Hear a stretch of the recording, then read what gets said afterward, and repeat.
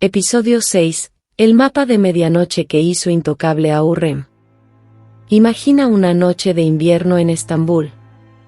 El viento del Bósforo golpea las ventanas enrejadas del Palacio Topkapı como si quisiera entrar, como si supiera que adentro hay algo que no debería existir. Las antorchas en los corredores del harén titilan. El olor a agua de rosas y a cera quemada flota en el aire quieto. En algún lugar lejano, el guardia nocturno canta su ronda, y el palacio, ese monstruo de mármol y susurros, vuelve a dormirse.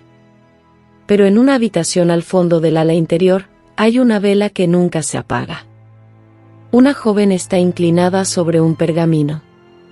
Sus dedos están manchados de tinta negra. Sus ojos no parpadean. No está bordando. No está rezando. No está escribiendo cartas de amor ni copiando versículos sagrados.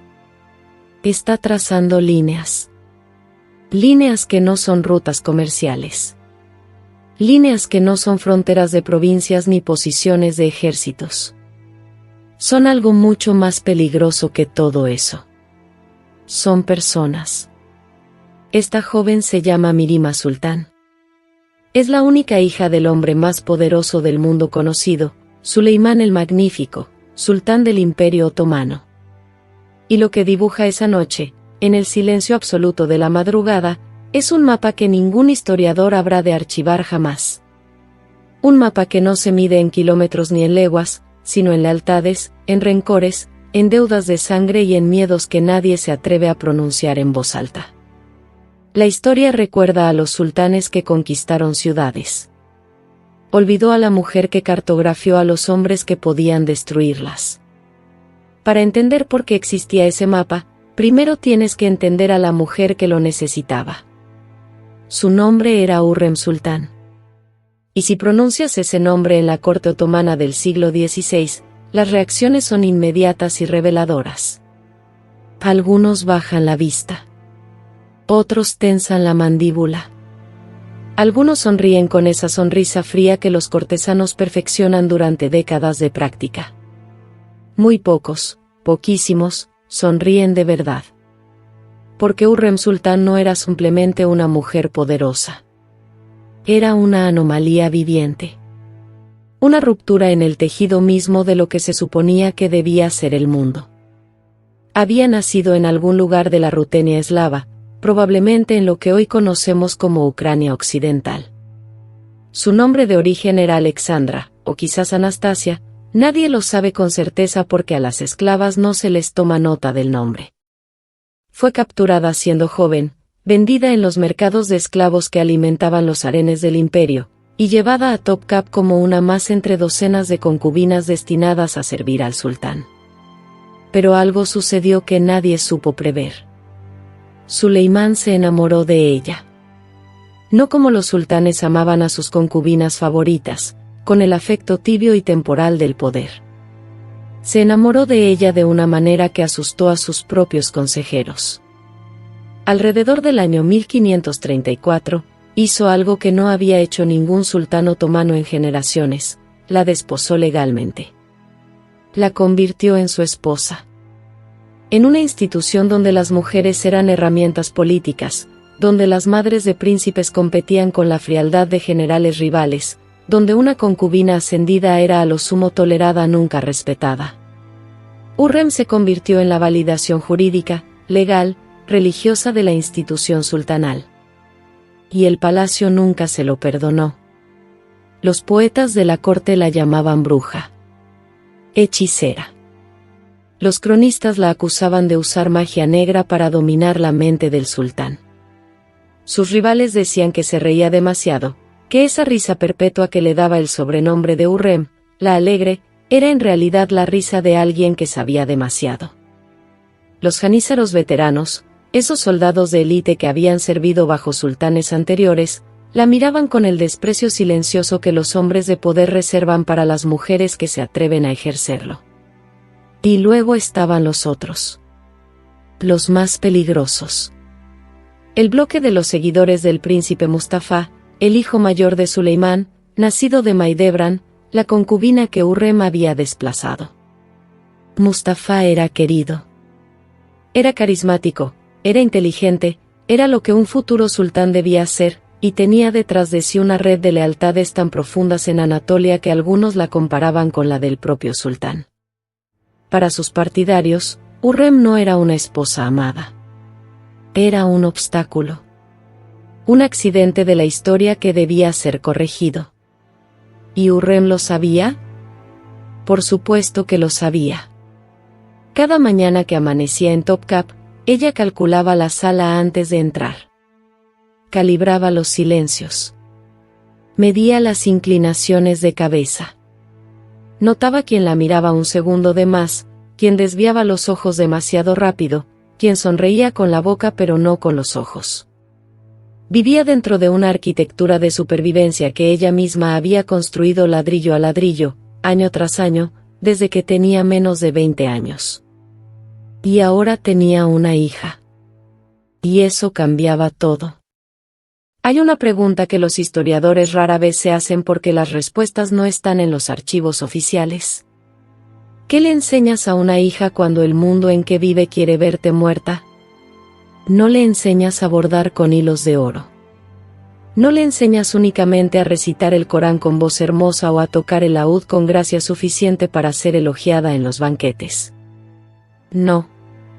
Si eres Hürrem Sultán, le enseñas algo completamente diferente.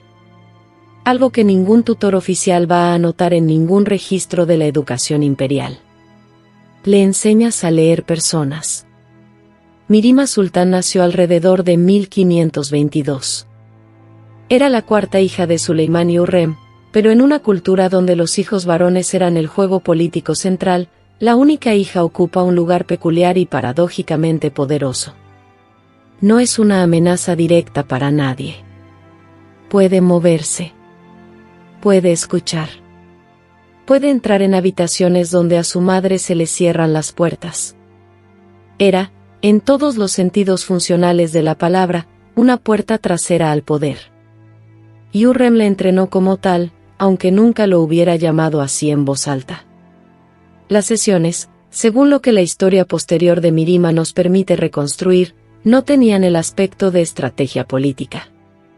Tenían el aspecto de conversaciones. Una madre y su hija, al atardecer, hablando mientras el té se enfriaba. Hürrem preguntaba, ¿qué notaste hoy en el patio de audiencias? ¿A quién buscaba la mirada de Ahmed Bey antes de hablar?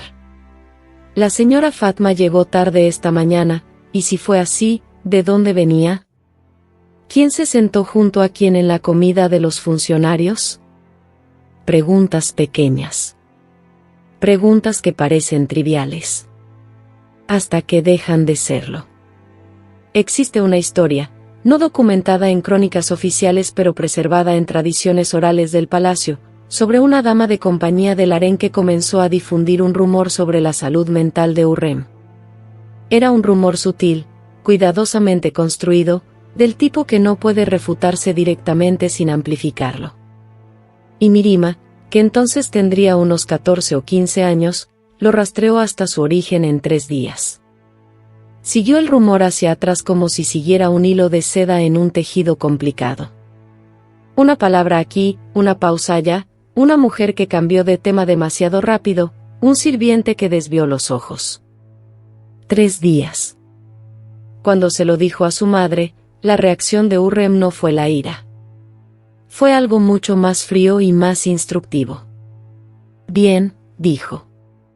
Ahora sabes cómo encontrar una herida antes de que sangre.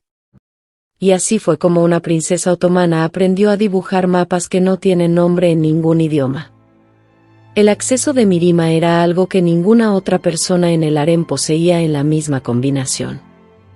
Era la hija del sultán, lo que significaba que podía aparecer en espacios del palacio exterior sin que nadie la cuestionara.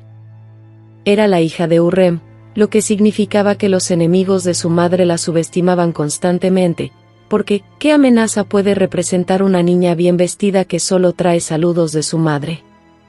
Y era inteligente de una manera que no se anunciaba, que no provocaba, que se escondía detrás de una sonrisa perfectamente calibrada. Era la puerta sin guardia. Era el pasillo que nadie vigilaba.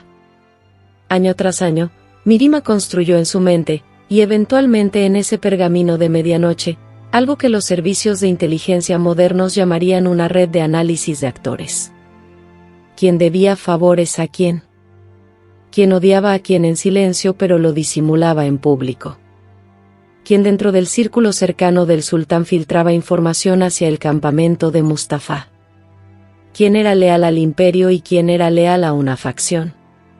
¿Quién tenía miedo y de qué? Un mapa. No de tierras. De almas.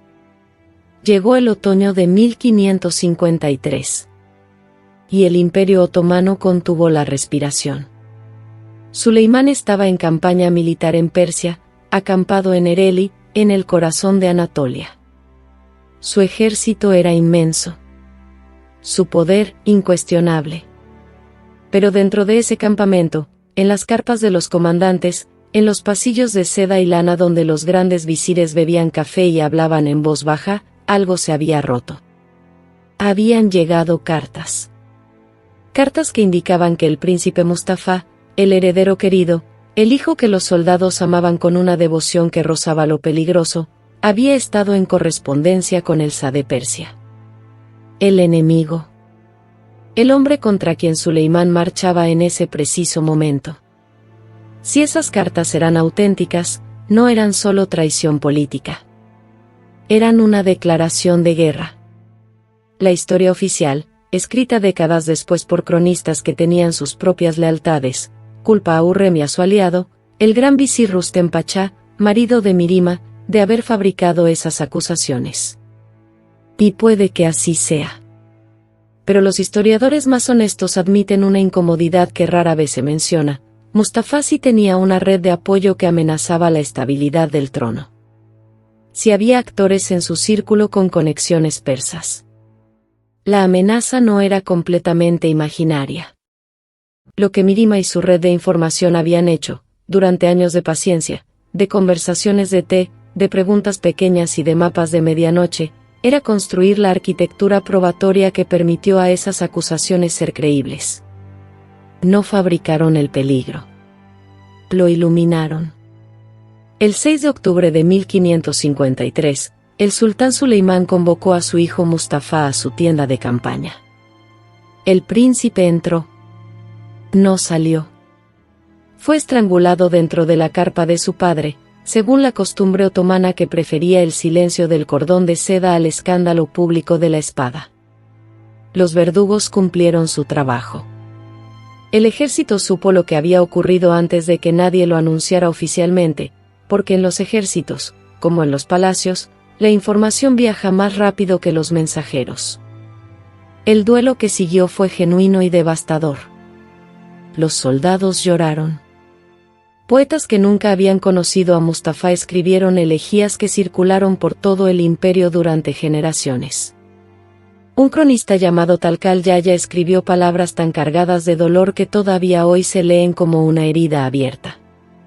El pueblo de Anatolia, que había visto en Mustafa a un sultán digno, a un hombre de su tierra, procesó esa pérdida con la gravedad de quien entierra a un hijo propio. Y Hurrem siguió en el palacio. Intocable. Porque eso es lo que hace un buen mapa. No grita. No acusa. No se exhibe. Simplemente orienta. Simplemente señala el camino que los hechos ya habían dibujado antes de que nadie pusiera la pluma sobre el pergamino. Los que habían conspirado contra Hurrem desde las sombras encontraron que de repente sus conexiones se habían vuelto visibles. No acusados públicamente. No ejecutados, la mayoría. Simplemente, reubicados. Alejados. Privados del acceso que los hacía peligrosos. La maquinaria del poder otomano es eficiente cuando sabe exactamente qué engranaje aflojar. Y alguien le había dado a esa maquinaria instrucciones muy precisas. Esa noche, en Topkapı, si hubieras podido deslizarte por los corredores de mármol del harén sin que los guardias te vieran, habrías encontrado una habitación en silencio. 2 mujeres. Una madre y una hija. Ninguna hablaba. No hacía falta. Porque todo lo que había que decir ya estaba escrito en tinta negra sobre pergamino. Y la vela seguía ardiendo. Hurrem Sultán murió en la primavera de 1558. Murió en el palacio. En su cama. Rodeada de sus hijos. Todavía esposa legal del hombre más poderoso del mundo.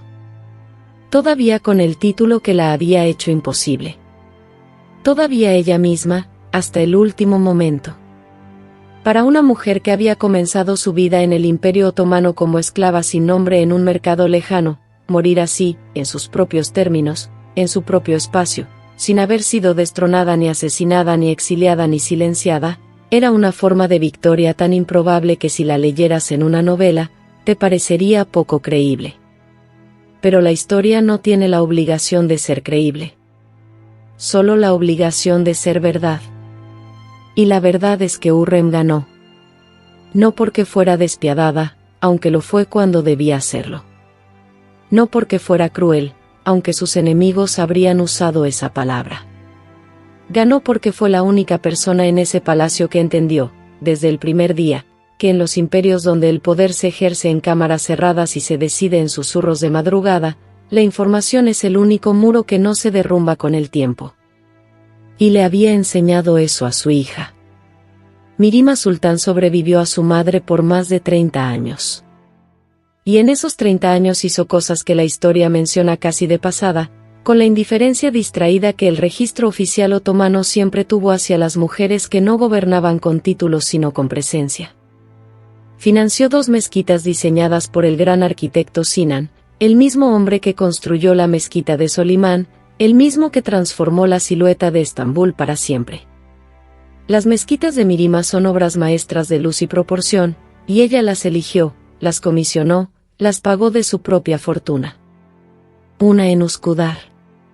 Una en Edirne-Cap. Ambas construidas en fechas que, según algunos historiadores, coinciden con el nacimiento y la muerte de Suleimán, como si Mirima hubiera elegido marcar el tiempo con piedra y cúpulas en lugar de con palabras. Mantuvo correspondencia directa con el rey Segismundo II de Polonia en asuntos de política exterior. No a través de intermediarios. No con la firma de su marido. Ella misma, con su propio sello, con su propio criterio. Cuando los otomanos necesitaban financiar campañas militares y el tesoro imperial estaba presionado, Mirima prestó dinero al Estado. Cantidades significativas. Y los sultanes, incluido su propio hijo Selim II, aceptaron esos préstamos.